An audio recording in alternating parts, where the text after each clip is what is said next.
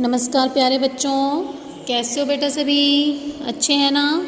बेटा हमने आपकी हिंदी व्याकरण पुस्तक का पाठ नंबर 2 शुरू किया था, जिसका नाम है वर्ण विचार। ठीक है बेटा, इसके अंदर हमने पढ़ा था कि वर्ण किसे कहते हैं, वर्णमाला किसे कहते हैं, और स्वर कौन से होते हैं, अयोगवाह कौन से होते हैं, संयुक्त व्यंजन व्यंजन कौन कौन से होते हैं। ठीक है बेटा, आज हम पढ़ेंगे आगे कि वर्णों को मुख्य रूप से 2 भागों में हम समझेंगे कि वर्ण के 2 रूप होते हैं, जैसे कि स्वर और दूसरा व्यंजन। हमने पढ़ा था कि स्वर कौन से होते हैं और व्यंजन कौन से होते हैं।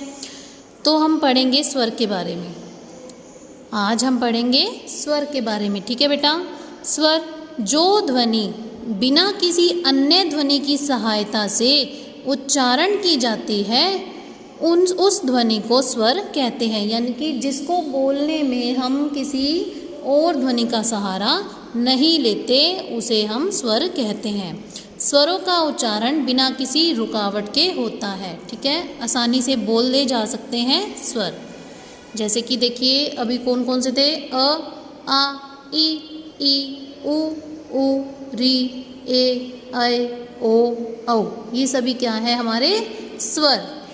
हिंदी वर्णमाला में स्वरों की संख्या 11 है। वर्णमाला मैंने क्या बताया था कि वर्णों के निश्चित तथा व्यवस्थित समूह को वर्णमाला कहते हैं। ये देखिए, वर्णों के निश्चित तथा व्यवस्थित समूह को वर्णमाला कहते हैं।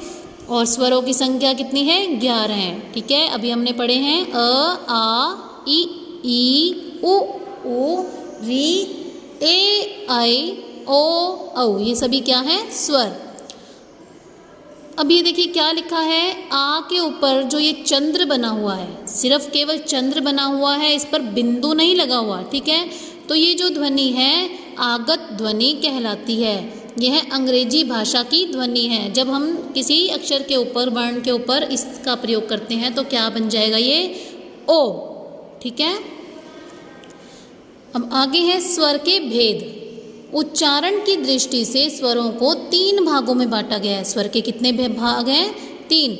हर्ष स्वर, दीर्घ स्वर, पलुत स्वर। ठीक है, सबसे पहले हम पढ़ेंगे हर्ष स्वर के बारे में। ये मूल स्वर भी कहलाते हैं।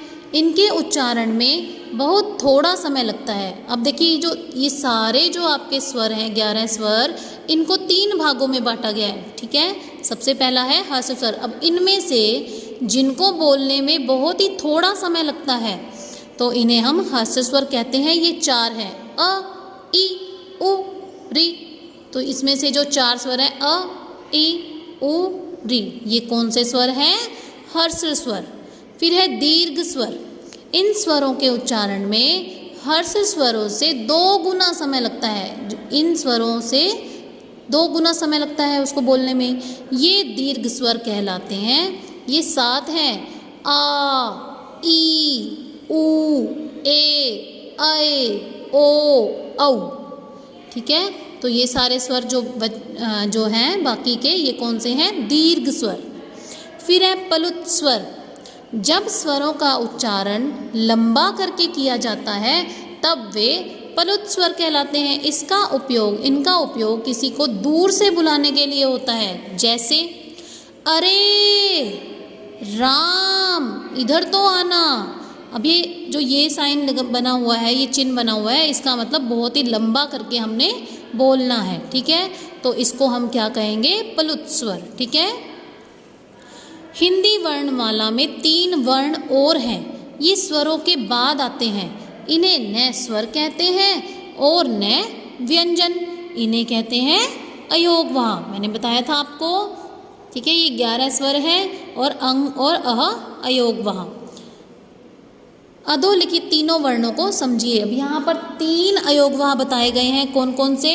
अनुस्वार, अनुनासिक। ठीक है, तीसरा विसर्ग। अनुस्वार होता है अंग और अनुनासिक आं। वर्ण के उच्चारण में हवा केवल नासिका से निकलती है। जब हम इसका उच्चारण करते हैं अंग, तो नाक से हवा निकलती है। व्यंजन वर्ग का अंतिम वर्ण अनुस्वार होता है। जो व्यंजन का अंतिम वर्ण होता है वो कौन सा होता है? अनुस्वार। जैसे हंस, चंचल, फंदा, पंथ। अनुनासिक वर्ण के उच्चारण में हवा बिना रुकावट के नाक से निकलती है, नाक और मुंह से निकलती है, जैसे उसे अनुनासिक कहते हैं, जैसे आँख, गाँव, फांसी, चांद, कुआं। ठीक है।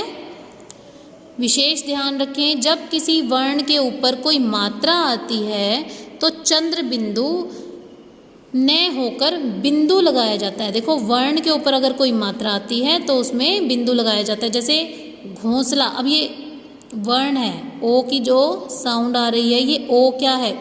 बिंदु है ना, सॉरी वर्ण है, तो ये क्या आएगा यहाँ पर? बिंदु। मैं, अब ये ऐ है, ये भी क्या है? हमारा वर्ण। इसके टुकड़े नहीं किए जा सकते, इसलिए ये हमारा वर्ण है। इस पर भी बिंदु। केकड़ा, तो यहाँ पर क्या आएगा?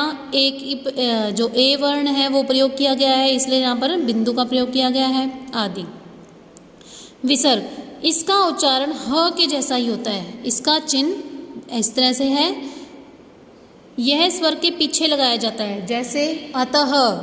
अब ह नहीं लिखा हुआ यहाँ पे, लेकिन जो ये दो बिंदु का प्रयोग किया गया है, विसर्ग का प्रयोग किया गया है, इसको हम ह के उच्चारण से बोलेंगे अतः, प्रातः, दुख, पुनः। ठीक है। आगे का लेसन हम कल पढ़ेंगे। आज सभी बच्चे इस स्वर को अच्छे से दोबारा से रीड करेंगे कि स्वर किसे कहते हैं और उसके भेद कैसे हैं। कल हम पढ़ेंगे व्यंजन के बारे में। ठीक है बेटा, हैव ए नाइस डे।